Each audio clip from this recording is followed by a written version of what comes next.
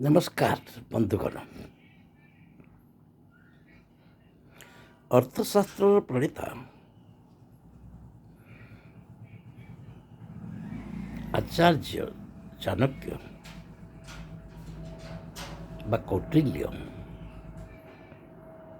थिले Takshashila university professor. से अर्थशास्त्र रे बहुत गुड़िए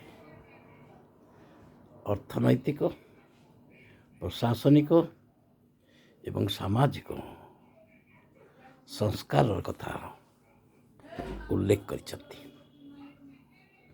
कर उद्यम रे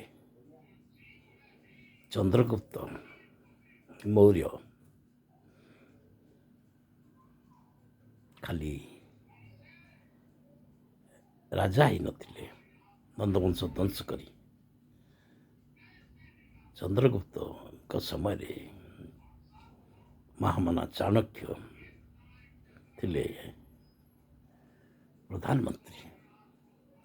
से प्रधानमंत्री थिला बेले लोक माने किपरि संपन्न हेबे, वित्तशाली हेबे, धनशाली हेबे से चिंता करथिले, सुखरे रहिबे। तेणु से सुशासन विभिन्न नीति प्रयोग करथिले एवं अर्थनीति रे मध्य से लोकों को ऊपर बहुत कम कर एवं खजना लगेबार व्यवस्था करथिले। फल लोक माने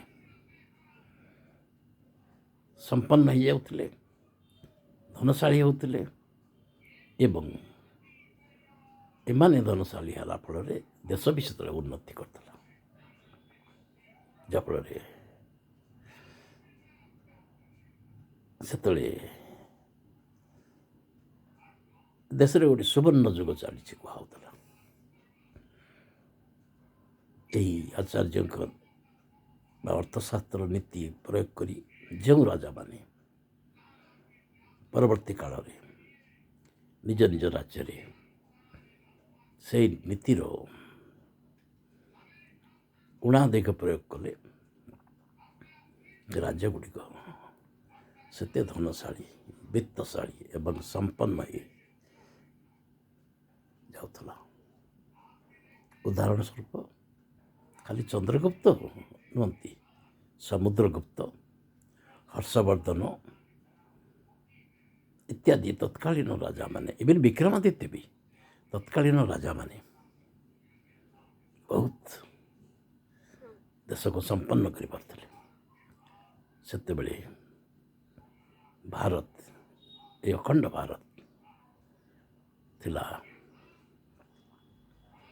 पृथ्वीर समस्त देश मान मध्य अग्रगण्य विश्वर प्रधान एवं श्रेष्ठ अर्थनैतिक देश भाव में परिगणित होता। कालक्रमे राजा माने यही नीतिर भूलीगले एवं फल देश दुर्बल दुर्बलतर है। खाली दुर्बल है नहीं, विभिन्न राजा मान भितर लड़े करी राजा माने परस्पर मध्य लड़े करी देश को शत्रु हाथ को टेकी दौले। तेणु आम देश को आउ थे समृद्ध करने को हेले ये चाणक्य नीति, ये आचार्य नीति, ये प्रोफेसर नीति अनुसरण करने उचित।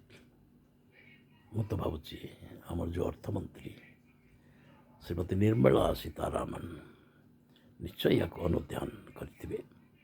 तेणु से यशस्वी प्रधानमंत्री मोदी प्ररोचन में बहुत गुड़े कर खजड़ा रिहाती आणुंट। एवं जमती जीएसटी रिहाती आनी जो बजेट बर्तमान उपस्थापित होगा जाऊँगी एदि आहरी किसी रिहाती लोक मान देवे ताल आम देश बर्तमान चतुर्थ तृतीय अर्थनैतिक ବା ବିତ୍ତଶାଳୀ ଦେଶ ନ ହୋଇ ଆହୁରି ଉପରକୁ ଯିବ। ଏବଂ ବର୍ତ୍ତମାନ ଏହାଙ୍କ ନୀତି ଫଳରେ ଆମର ଏ ଯେଉଁ GDP ଗ୍ରୋଥ୍ 7% ଉପରକୁ ଉଠି ବର୍ତ୍ତମାନ 8.2%ରେ ଅଛି। ଆହୁରି ଆଗକୁ ଯିବ ଏବଂ ଭାରତ ନିଶ୍ଚୟ ଆଗକୁ ଆଗକୁ ଅଗ୍ରଗତି କରିବ।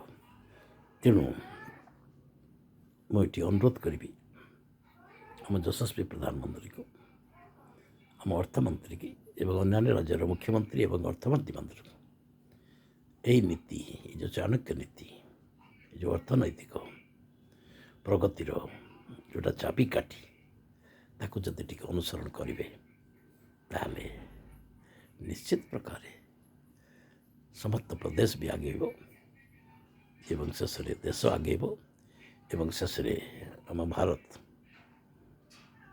ସମସ୍ତଙ୍କ ଉପରେ ରହିବ। ଚିନ୍ତା କରିବେ, ବିଚାର କରିବେ। ତେଣୁ ଆଜି ମୁଁ ଆଉ ଥରେ ଅର୍ଥଶାସ୍ତ୍ରୀ ଚାଣକ୍ୟଙ୍କର ଜୟଗାନ କରୁଛି।